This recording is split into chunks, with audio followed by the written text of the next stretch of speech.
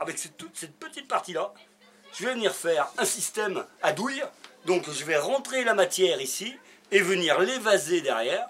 Je vais la tourner exactement comme une douille de flèche. Et ça me donnera le manche, le début du manche de mon couteau. Il faut savoir que ce genre de couteau-là était déjà fabriqué par les Gaulois, qu'on le trouve un peu partout dans le monde, entre autres dans le monde arabe, dans le monde arabo-andalou en Espagne, et que jusqu'au 19e siècle, les forgerons de village dans notre pays, eh bien, quand ils avaient des petits couteaux à cueillette ou des couteaux à raisin à faire, eh bien, ils les faisaient comme ça avec une douille. Parce que ma foi, ben, c'est très solide, c'est vite fait, et puis surtout, quand le manche est cassé, ben, ma foi, on enlève le manche, on remet un bout de bois dedans, on remet un rivet, on refaçonne un manche et c'est reparti. Je vais donc commencer par rentrer la matière, ça va délimiter ma lame et mon manche.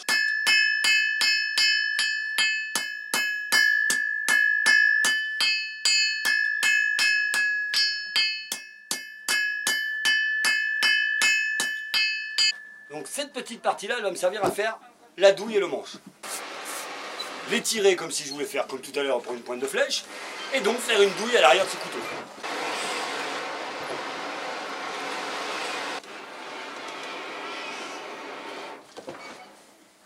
Et c'est parti pour mon étirage.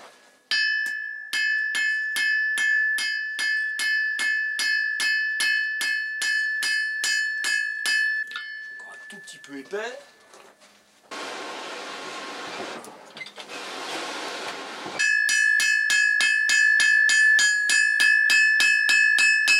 Maintenant, l'opération suivante, eh bien, ça va être donc de tourner la douille, hein, exactement comme si je voulais, donc je le disais, faire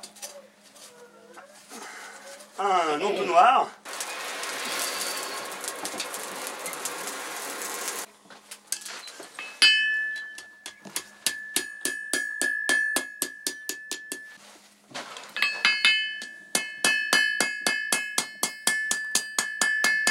Maintenant, on va venir s'occuper de la lame. Je l'ai juste mis en place au niveau de la fibre, comme tu m'as vu le faire, mon grand, tout à l'heure, hein, puisque j'ai coupé un biseau et que j'ai ramené ce biseau de manière à avoir la même fibre d'acier du début du tranchant vers ma pointe. Maintenant, évidemment, vu la taille du petit couteau, eh ben, mon dos est énorme, mon tranchant aussi. On va pouvoir commencer à étirer la lame.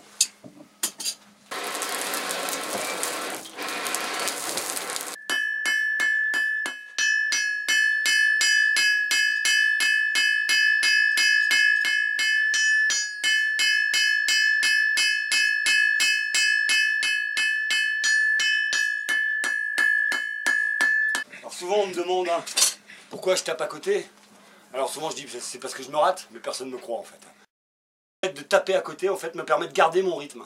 Rien n'est plus fatigant en forge que les cassures de rythme. Vous voyez le marteau n'est pas affreux mais il fait quand même 1,3 kg.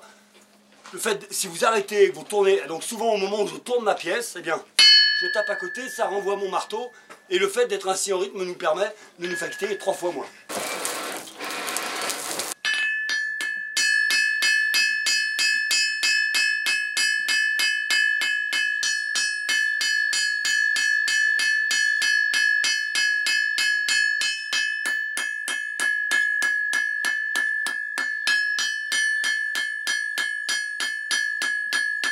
Par rapport à la pièce de début, hein, ça s'allonge. Ma foi, on peut lui gagner encore un peu. Hein. Il en mérite. Alors souvent, hein, on se demande où est la limite. Eh bien, la limite, elle n'est pas dans la matière, la limite, elle est dans le forgeron. C'est le moment où on va se rater, soit parce que, évidemment, plus c'est fin, plus ça monte vite en température et qu'on va avoir un début de brûlure. Auquel cas, on a commencé à brûler le carbone sur un couteau ou un outil, ben, on peut le jeter, c'est fini. Soit aussi parce que le coup de marteau de trop, alors qu'on se dit ça va passer. Évidemment, ben là, il y a la fente qui apparaît. Elle apparaît d'ailleurs pas forcément tout de suite. Hein, souvent, c'est au moment de la trempe que là, on s'aperçoit qu'il y a une fente. Puisque l'acier, en se resserrant, fait apparaître quelque chose que la calamine pouvait complètement cacher.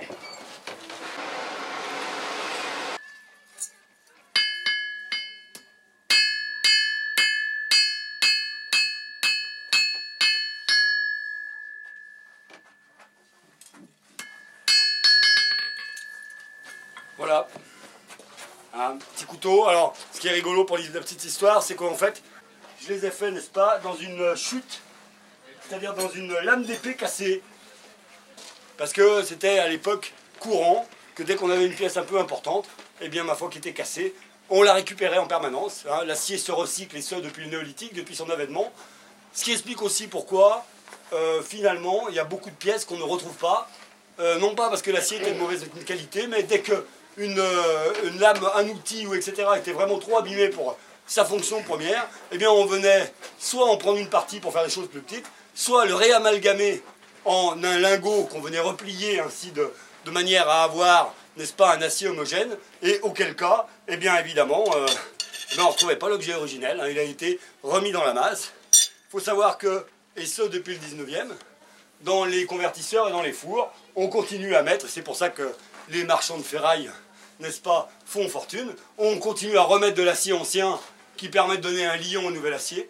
Donc si ça se trouve, votre voiture, ou n'importe lequel des objets métalliques que vous avez chez vous, comporte d'une manière infime des aciers qui datent du XIIe siècle.